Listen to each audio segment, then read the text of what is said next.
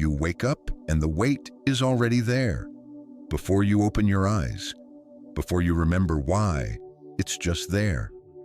Heavy, suffocating, like gravity doubled overnight and you're the only one who feels it. Getting out of bed feels impossible. Showering feels pointless. Eating feels like work. Everything that used to bring you joy now feels gray, flat, empty. And the worst part? You can't even explain it. There's no reason. Nothing catastrophic happened. You just woke up one day and the color drained out of your life. So you pretend. You go through the motions. You smile when you're supposed to. You answer, "I'm fine," when people ask. But inside, you're drowning. And every day, the water gets a little higher. And you're starting to wonder if it's always going to feel this way. If this is just who you are now. People tell you to think positive, to be grateful, to focus on the good. And you want to scream because they don't understand. This isn't about perspective. This is a chemical war happening inside your brain. This is your nervous system betraying you. This is waking up exhausted after 12 hours of sleep. This is feeling nothing when you used to feel everything. This is depression. And it's not weakness. It's not laziness. It's not something you can just think your way out of. But here's what modern culture doesn't tell you. It's also not unbeatable. And 2,000 years ago, the Stoics discovered practices that modern psychology is only now confirming actually work. Marcus Aurelius faced what we'd now call clinical depression. He wrote about the darkness, the fatigue, the meaninglessness. He described mornings where he questioned the point of rising. Seneca battled what he called the sickness of the soul, periods where nothing brought pleasure and existence felt like burden. Epictetus taught students who were drowning in despair, people who'd lost everything and saw no reason to continue. They didn't have antidepressants, they didn't have therapy apps. They didn't have modern neuroscience, they had philosophy. And philosophy saved them, not because they denied the pain, because they built something stronger than it. Today, you're going to learn the 8 ancient Stoic practices that rebuild your mental armor against depression, not by pretending it doesn't exist, but by constructing defenses it cannot penetrate. These aren't quick fixes. These are weapons forged in the darkest battles of history's greatest minds, and they work when you work them. Watch until the end. The practice you skip might be the one that saves you. Let's rebuild your armor. First practice. Move your body before your mind can stop you. Depression wants you still. It wants you in bed. It wants you sitting. It wants you frozen. Because when you don't move, the thoughts spiral, the weight increases, the darkness grows. Here's the truth nobody tells you. You can't think your way out of depression. Thought is the battlefield where depression is winning. The negative thoughts loop. The hopelessness compounds. The more you think, the deeper you sink. So stop fighting there. Move the fight to your body. The Stoics knew this thousands of years before neuroscience proved it. Marcus Aurelius wrote, "Waste no more time arguing about what a good man should be. Be one." Stop debating whether you feel like getting up. Get up. Don't negotiate with depression. It will always win the negotiation.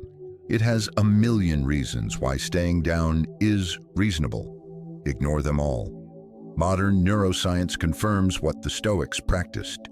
Movement changes brain chemistry. Physical action breaks the rumination cycle. Exercise releases endorphins, serotonin, dopamine, the exact chemicals depression is stealing from you. Not because you feel motivated, because you moved anyway. Movement doesn't wait for permission from your mood. Here's the practice. The moment you wake up, before your mind can start the familiar script of why today will be terrible, you move. Not a workout, not a marathon, not anything impressive, just movement. Stand up. Walk to the window, do 10 jumping jacks. Splash cold water on your face. Anything that forces your body to act before your mind can sabotage you. Epictetus taught that the body must be trained rigorously so it doesn't disobey the mind. But when you're depressed, your mind is compromised. So you bypass it. You train your body to move on command, regardless of what the mind is saying. Your body can function even when your mind is telling you it can't. 5 minutes of movement, that's the practice. Every single morning, no exceptions, no negotiations. Depression will scream that it's pointless, that you're too tired, that 5 minutes won't matter. That's how you know it's working, because depression only fights what threatens it. Move anyway. Second practice, shift from I feel to I do. Depression is a master at making you believe that feelings determine actions. You feel hopeless, so you don't try. You feel tired, so you don't move. You feel worthless, so you don't contribute. Feelings lead, actions follow. This is the chain that keeps you trapped. The Stoics reversed this completely. Actions lead, feelings follow. Seneca wrote, "It is not because things are difficult that we do not dare. It is because we do not dare that they are difficult." You're making life difficult by waiting for feelings to change before you act. But feelings change because you act. You're waiting to feel better before you act better. But that's backwards. That's like waiting for your muscles to be strong before you lift weights. Strength comes from the lifting, not before it. You act better, then the feelings shift. Slowly, inconsistently, unreliably, but they shift. Here's the practice. Stop asking, how do I feel? Start asking, what do I do next? Depression will tell you, I feel terrible, so I can't do anything. You respond, I feel terrible, and I'm doing this anyway. The feeling is acknowledged. It's not denied. It's just not obeyed. You don't feel like showering. You shower anyway. You don't feel like eating. You eat anyway. You don't feel like reaching out to someone.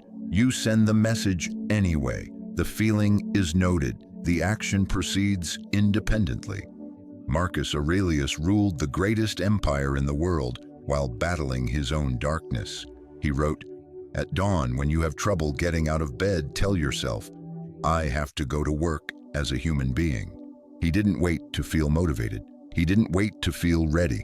He acted from duty, from principle, from the simple fact that action was required regardless of feeling. Some mornings he probably felt like the weight of Rome was crushing him.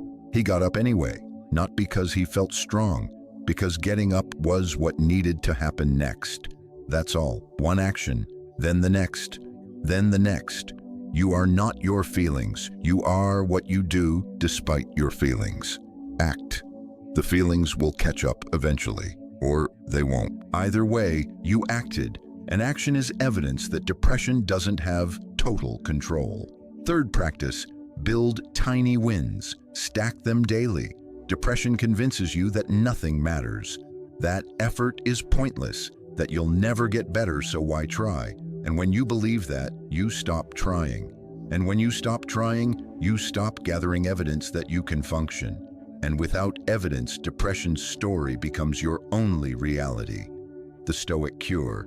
Prove depression wrong with evidence, not big evidence, not life-changing victories, tiny evidence, daily evidence, undeniable evidence.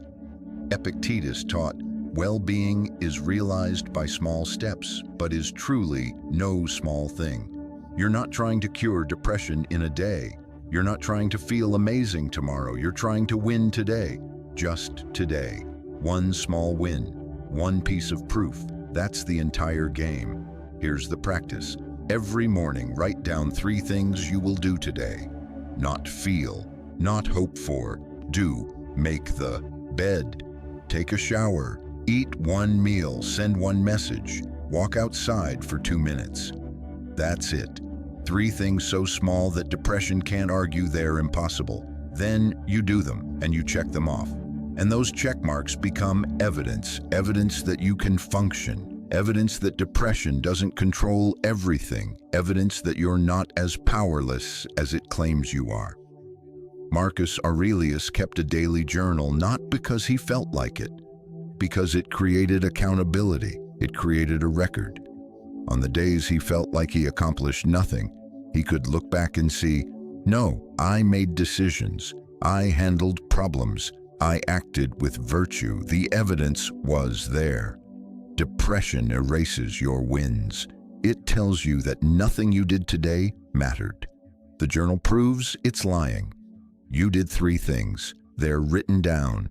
They happened. Depression can't erase what's documented. Start microscopic. 1 push-up counts. 1 vegetable counts. 5 minutes outside counts. Depression wants you to dismiss small wins as meaningless. That's because small wins, stacked daily, destroy its narrative. Protect the small wins. They're building your armor 1 plate at a time. 4th practice. Separate observation from interpretation. Depression doesn't just make you feel bad. It makes you interpret everything through a lens of hopelessness. You wake up tired and depression says, you'll always be tired. You make a mistake and depression says, you're incompetent. Someone doesn't text back and depression says, nobody cares about you. Observation becomes interpretation, and interpretation becomes truth, except it's not truth. It's depression narrating your life through the darkest possible filter. The Stoics practiced radical separation between what happened and what it means. Marcus Aurelius wrote, everything we hear is an opinion, not a fact. Everything we see is a perspective, not the truth. Your depressed thoughts are opinions, perspectives, not facts. Here's what's actually happening. You're tired. That's the observation. I'll always be tired is the interpretation depression added. You made a mistake. Observation. I'm incompetent is the story. Someone didn't text back. Fact. Nobody cares is the narrative depression created. The practice. When a negative thought appears, split it into 2 parts. What actually happened? What story am I adding to it? I'm a failure. Stop. What actually happened? I missed a deadline. That's the fact. I'm a failure is depression's interpretation. Challenge it. Have you succeeded at other things? Yes. Then I'm a failure is false. You're someone who missed a deadline. That's accurate. That's workable. Seneca wrote, we suffer more often in imagination than in reality. Depression is making you suffer in imagination constantly. It's taking neutral events and turning them into catastrophes. Stop letting it. Observe what happened. Reject the story depression adds. This practice doesn't make you feel better immediately. It makes you accurate, and accuracy weakens depression's grip. Because depression needs you to believe its lies. When you start separating fact from fiction, the lies lose power. 5th practice, purpose over happiness. You're waiting to be happy. You think once depression lifts, you'll finally be able to do meaningful things. You'll finally contribute, you'll finally matter, but you're waiting for happiness to give you permission to have purpose. And that wait is making the depression worse. The Stoics flipped this entirely. They didn't pursue happiness, they pursued purpose, and purpose created meaning even in the darkness, especially in the darkness. Marcus Aurelius wrote, the happiness of your life depends upon the quality of your thoughts. But he also wrote, waste no more time arguing about what a good man should be. Be one. Not a happy man, a good man. Goodness doesn't require happiness. It requires action. Depression tells you you can't help anyone. You can barely help yourself. And there's truth there. But there's also a lie. You can't solve everyone's problems. True. But you can do one small thing that matters. And that one small thing is purpose. And purpose is the antidote to meaninglessness. Here's the practice. Every day, do one thing that contributes value outside yourself. Send an encouraging message to someone. Answer a question someone asked. Create something tiny. Help someone with one small task. Not because you feel good, because purpose doesn't wait for good feelings. Epictetus taught his students who were suffering to focus on what they could control that helped others. Even slaves could offer kindness. Even prisoners could offer wisdom. Even the depressed can offer something. This isn't toxic positivity. This isn't just help others and you'll be cured. This is, when you feel meaningless, create meaning through contribution, not to fix yourself, to prove that you still matter, that even in depression, you can add value, and value is evidence that you're not as useless as depression claims. Purpose won't make you happy, but it will make depression's narrative weaker, and weaker is progress. Sixth practice, face the void. Don't run from it. Depression creates a void, an emptiness, a feeling that nothing matters and life has no point, and your instinct is to fill it. Distraction, Netflix, social media, food, substances, anything to avoid sitting with the emptiness. But the Stoics taught something counterintuitive. Running from the void makes it bigger. Facing it makes it smaller. Seneca practiced voluntary discomfort. He would spend days in poverty, in silence, in discomfort, not because he enjoyed suffering, because he wanted to prove to himself that he could handle it, that the thing he feared wasn't as powerful as his fear of it. Depression creates a void, and you're terrified of it.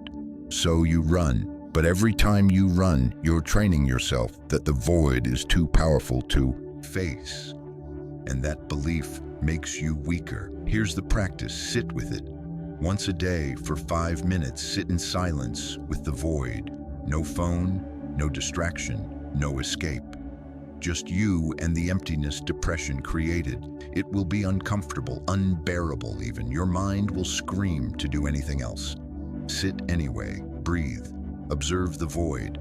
Notice that it's just a feeling, a heavy, terrible feeling, but just a feeling. It can't actually destroy you. You're still here, still breathing, still existing. Marcus Aurelius would meditate on his own mortality, on the meaninglessness of fame, on the temporary nature of everything, not to be depressed, to face the void and prove it couldn't break him. He wrote, "You have power over your mind, not outside events. Realize this and you will find strength. The void is an internal event. You have power over how you respond to it, not by filling it desperately, by sitting with it calmly, by proving that you can survive 5 minutes of emptiness without collapsing. When you stop running from the void, it stops chasing you. It's still there, but it's not hunting you anymore, and that shift is everything." Seventh practice, gratitude without denial. People tell you to practice gratitude when you're depressed, and it feels insulting, like they're dismissing your pain, like they're saying, just be grateful and you'll be fine. That's not what Stoic gratitude is. Stoic gratitude doesn't deny pain. It acknowledges reality while recognizing what remains. It's not, I should be grateful so I can't be sad. It's, I'm suffering and there are still things that exist. Marcus Aurelius lost children, friends, and faced constant war. He didn't write, I'm so grateful, life is beautiful. He wrote, when you arise in the morning, think of what a privilege it is to be alive. Not that life is easy, that it exists. Here's the practice. Every night, write down 3 things that existed today, not things you're happy about, things that were simply there. The sun rose, you had water, someone smiled, a song played.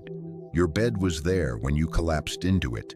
This isn't positivity, this is acknowledgement. Depression tells you nothing is real, nothing matters, everything is pointless.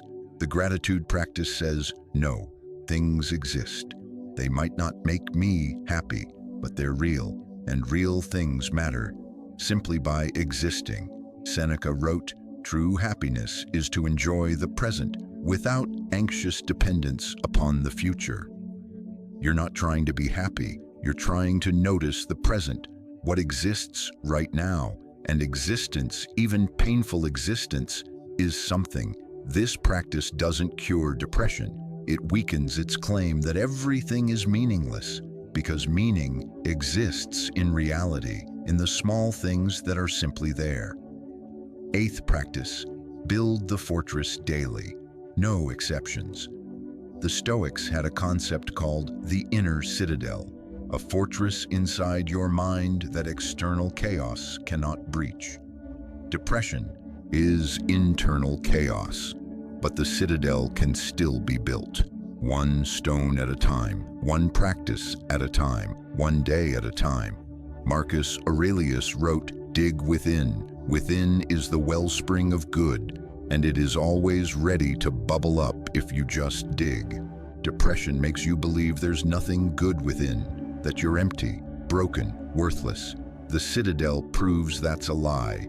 Here's the practice. Every single day you do the practices, not most days, not when you feel like it. Every day, movement, action over feeling, tiny wins, observation over interpretation, purpose, facing the void, gratitude, all of it, or even just one, but something every day, because the citadel isn't built in a week. It's built over months, years, one brick at a time. And every day you show up is another brick, and depression can't knock down a fortress built with that kind of consistency. Epictetus taught, no great thing is created suddenly. Your mental armor won't appear overnight, but it will appear if you build it daily, relentlessly, especially when you don't feel like it. The days you skip are the days depression wins. Not because one day destroys everything, but because one day becomes two. Two becomes a week. And before you know it, the fortress crumbles and you're undefended again. Protect the practice. On the days you can barely move, do the minimum. On the days you're drowning, do one thing. But do something. The fortress demands it. Here's what happens when you practice these 8 weapons daily. You move your body before depression can stop you. You act despite feelings, not because of them. You build tiny wins that prove you're functional. You separate facts from depression's lies. You create purpose even when happiness is gone. You face the void instead of running. You acknowledge reality through gratitude without denying pain. And you build your inner citadel, one brick at a time, every single day. This is how you rebuild mental armor, not overnight, not easily, but brick by brick, practice by practice, day by day. Marcus Aurelius battled depression and led an empire. Seneca faced despair and wrote philosophy that changed history. Epictetus survived slavery and became one of the wisest teachers who ever lived. They weren't superhuman. They were human. They suffered like you suffer, but they built fortresses that suffering couldn't destroy. You're not broken, you're under attack, and attacks can be defended against. Not perfectly, not without cost, but successfully. Depression wants you to believe it's permanent, it's lying. Build the armor, fight back, one practice at a time. The fortress is waiting. Start building today. Drop in the comments, I am building my fortress. Depression cannot breach it. Subscribe for more Stoic weapons to rebuild unbreakable mental armor. Make it count.